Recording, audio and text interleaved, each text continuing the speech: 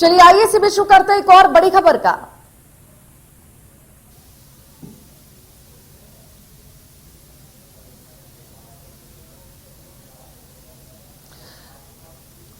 देश भर में कोरोना के मामले बढ़ते जा रहे हैं। आपको बता दें कि 276 लोगों ने अब तक कोरोना से अपनी जान गंवाई है और 24 घंटे में 69,000 से भी ज्यादा केसेस आ चुके हैं। 24 घंटे में कोरोना के 1,66,000 नए मामले सामने आए हैं। देश में कोरोना की रफ्तार अब बढ़ती जा रही है।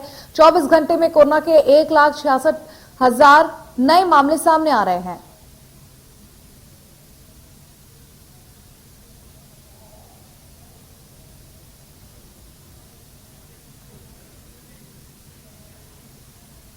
मध्य प्रदेश में भी कोरोना के मामले लगातार बढ़ते जा रहे हैं। आपको बता दें कि इसी एकाएक मामले जो है कोरोना के बढ़ते जा रहे हैं। तीसरी वेव से पहले लोगों को बूस्टर डोज लगवाने की कवायद भी रखी गई है और साथ ही लोगों को सोशल डिस्टेंसिंग का पालन करने की भी बात कही जा रही है देश भर में। और साथ ही मध्य प्रदेश की बात करें तो राज्य में भी कोरोना के रफ्तार की लहर आने लगी है। कोरोना की तीसरी लहर का आगमन हो चुका है और आपको बता दें कि एकाएक कोरोना संक्रमितों के केसेस प्रदेश मध्य प्रदेश में भी बढ़ते जा रहे हैं।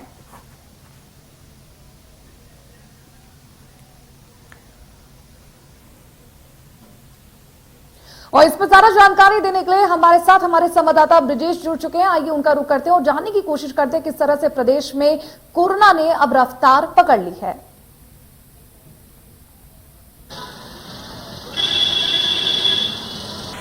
ब्रिजेश, मेरी आवाज आप तक पहुंच रही है?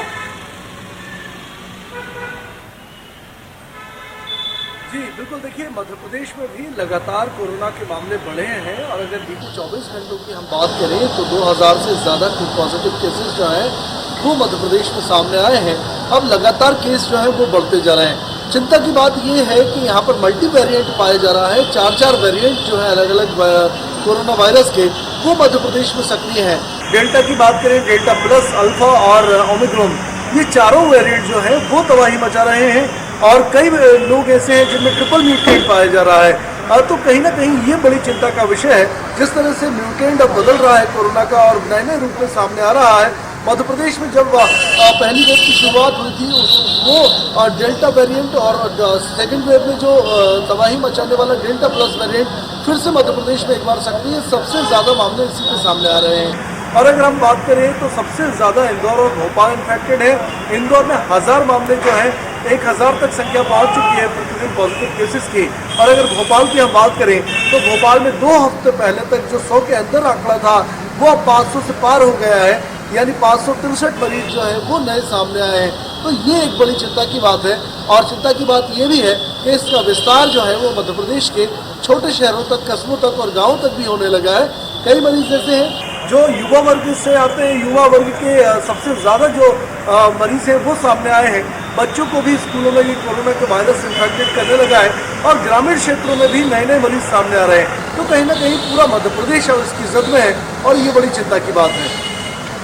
जी ब्रिजेश, और साथ ही अगर ओमिक्रॉन के केसेस की बात करें तो क्या कुछ आंकड़े हैं फिलहाल ओमिक्रॉन के प्रदेश में?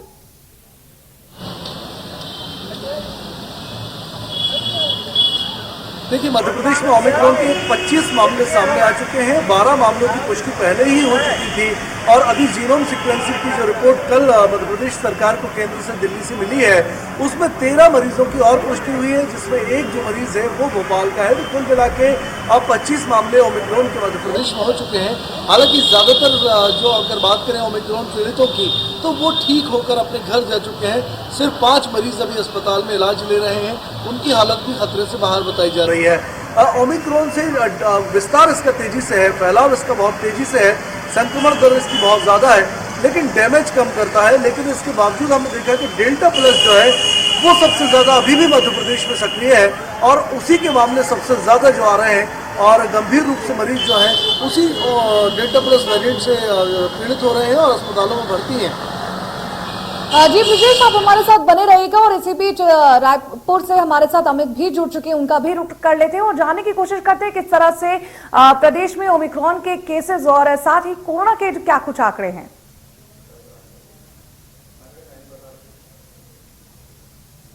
बात करें तो छत्तीसगढ़ में बिलासपुर में एक ओमिक्रॉन का केस आया था जो कि दुबई से लौटा था। वह 52 वर्षीय व्यक्ति हालांकि अब ठीक हो चुका है, लेकिन जिस तरीके से कोरोना के आंकड़े अब छत्तीसगढ़ प्रदेश में लगातार बढ़ते हुए नजर आ रहे हैं। अगर कल की बात करें तो जहां 2502 केसेस थे, वहीं आज यहां 4120 केसेस के साथ छत्तीसगढ़ नजर आ रहा है। वहीं राजधानी रायपुर की बात करें तो 1185 केसेस हैं। दुर्ग की बात करें तो 479 केसेस है।